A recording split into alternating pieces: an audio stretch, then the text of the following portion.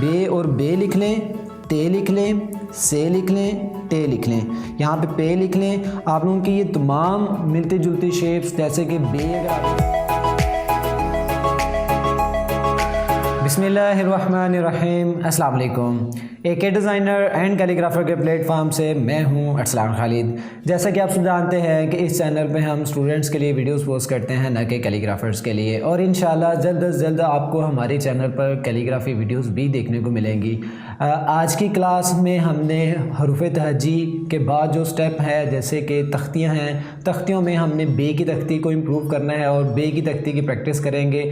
تو سب سے امپورٹنٹ بات یہ ہے کہ آپ لوگوں نے جو رائٹنگ سیکھنی ہے اس میں بیسیکلی بیس جو سیکھی جاتی ہے وہ حروف تہجی ہے، اور جو بچے آج کی کلاس لینا چاہ رہے ہیں، سیکھنا چاہ رہے ہیں، پریکٹس کرنا چاہ رہے ہیں، وہ پہلے حروف تہجی جو ہمارا پہلا لیسن ہے اسے پریکٹس کریں۔